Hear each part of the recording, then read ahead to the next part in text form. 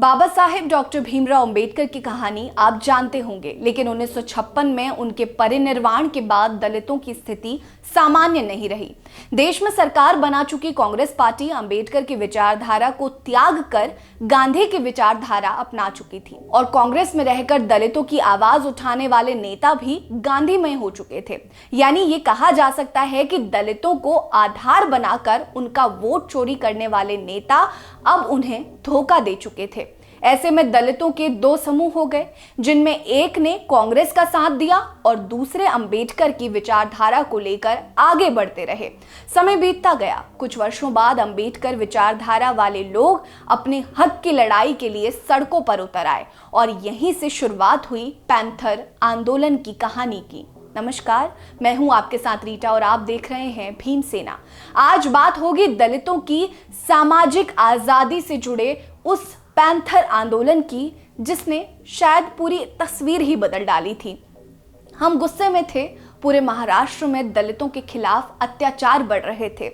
हम युवा थे, पढ़े लिखे थे और सड़कों पर उतरने के लिए तैयार थे। हमने अमेरिका में हुए ब्लैक पैंथर आंदोलन के बारे में पढ़ा था। ये युवा विद्रोही बुद्धिजीवियों का आंदोलन था। भारत के पहले आक्रामक दलित युवा संगठन दलित पैंथर के 3 संस्थापकों में से एक जेवी पवार ने ये बातें कही थी। उन्होंने कहा कि हम अपने आंदोलन को उनसे संबंधित मान सकते थे और इस तरह दलित पैंथर की शुरुआत हुई। अंबेडकरवाद, मार्क्सवाद व निग्रो साहित्य से प्रभावित इन लोगों ने उस जाति व्यवस्था के बहिष्कार को लक्ष्य बनाया जो उनके अनुसार ब्राह्मणवादी हिंदूवाद पर आधारित थी। सार्वजनिक स्थल यानी कार्यालय, घरों, चाय की दुकानों, सार्वजनिक पुस्तकालयों में चर्चाओं व वाद विवाद के मार्फत जनसंपर्क व संचार नेटवर्क के माध्यम से दलित लेखकों व कवियों ने हिंदू जाति व्यवस्था व शोषक आर्थिक व्यवस्था की समालोचना प्रस्तुत की। साल था 1972 का। भारत को स्वतंत्रता मिले लगभग 25 साल बीत चुके थे। युवा और छात्र आंदोलन दुनिया भर में सड़कों पर उतर रहा था। मुंबई के युवा भी, खासकर दलित समुदाय के युवा, दुनिया भर में हो रहे संघर्षों और आंदोलनों के बारे में पढ़ रहे थे। भारत में हो रहे संघर्ष बहुत अलग नहीं थे। भारत अंग्रेजों की गुलामी से तो मुक्त हो गया था, लेकिन अत्याचारों से मुक्त नहीं हुआ था और अपनी आबादी के एक बड़े हिस्से के साथ दुर्व्यवहार जारी था। दलितों और आदिवासियों को स्वर्ण जातियों के सबसे बुरे हमलों का सामना करना पड़ा था।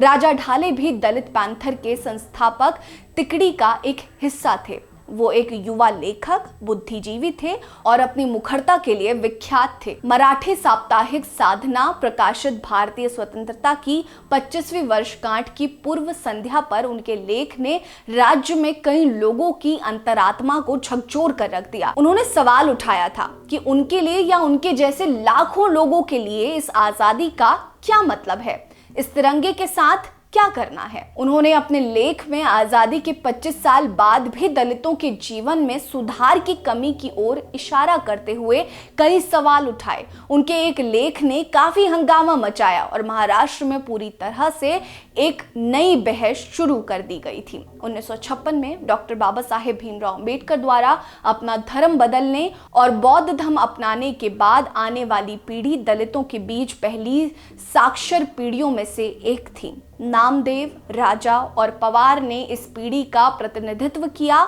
सरकारी नौकरियों में दलित और आदिवासी सीटों की कमी और विभिन्न पदों पर पढ़े लिखे दलित युवाओं की अस्वीकृति स्पष्ट रूप से दिखाई दे रही थी। जेवी पवार अपनी एक किताब में कहते हैं कि दलित पैंथर का गठन शक्तिशाली व्यवस्था से टक्कर लेने का उनका तरीका था। दलित पैंथर की स्थापना के बाद एक घोषणा पत्र जारी किया गया। घोषणा पत्र में कहा गया कि हमें ब्राह्मण क्षेत्र में जगह की जरूरत नहीं है। हम पूरे भारत में शक्ति चाहते हैं। हम मनुष्य को केवल व्यक्तियों के रूप में नहीं देख रहे हैं। हम यहाँ व्यवस्था को बदलने के लिए काम कर रहे हैं। हम मानते हैं कि उत्पीड़कों के दिल बदलने से हमारे खिलाफ अत्याचार नहीं रुकेंगे। हमें उनके खिलाफ उठना होगा, लेकिन उनके नेता अपने सांस्कृतिक कर्तव्यों से अच्छी तरह से वाकिफ हैं। कवियों और उपन्यासों के माध्यम से और बाद में नाटकों, नुक्कड़ नाटकों और अन्य कला के माध्यम से दलित पैंथर ने तथाकथित मुख्यधारा की संस्कृति और राजनीति को चुनौती दी और एक निर्विवाद समांतर आंदोलन खड़ा हो गया। इस आंदोलन ने दलितों और कार्यकर्ताओं को आवाज उठाने की जगह दी। वरिष्ठ पत्रकार विजय चोरमारे के अनुसार यही दलित पैंथर की सबसे उल्लेखनीय उपलब्धि रही थी। दलित पैंथर आंदोलन की आखिर मांग क्या थी, ये भी समझ लीजिए। आरक्षण के कानून और सामाजिक न्याय की नीतियों को अच्छी तरह से काम में लाना, यानी कि उनको इम्प्लीमेंटेशन अच्छी तरह से करना, जाति आधारित असमानता और भौतिक संसाधनों के मामले में अपने साथ हो रहे अन्याय के खिलाफ लड़ना, दलित महिलाओं के साथ हो रहे दुर्व्यवहार का विरोध करना, भूमिहीन किसानों, मजदूरों और सारे वंचित वर्ग को उनके अधिकार दिलवाना,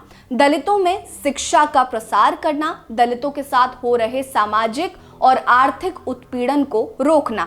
पैंथर आंदोलन का परिणाम क्या निकला, ये भी बहुत जरूरी बात है जो जानने लायक है। दलित पैंथर के आंदोलन के परिणाम स्वरूप सरकार ने 1989 में एक व्यापक कानून बनाया। इस कानून के अंतर्गत दलित पर अत्याचार करने वाले के लिए कठोर दंड का प्रावधान किया गया। आपातकाल के बाद के दौर में इस संगठन ने कई चुनावी समझौते किए। इस संगठन में कई विभाजन भी हुए और ये राजनीतिक पतन का शिकार हुआ। संगठन के पतन के बाद इसकी जगह बामसेफ का निर्माण कर दिया गया था। पैंथर आंदोलन से जुड़ी हमारी ये वीडियो आपको कैसी लगी, हमें कमेंट सेक्शन में कमेंट करके जरूर बताइएगा। और ये भी बताइएगा कि क्या आप पहले पैंथर आंदोलन के बारे में जानते थे या नहीं। बने रहिए हमारे साथ। नमस्कार।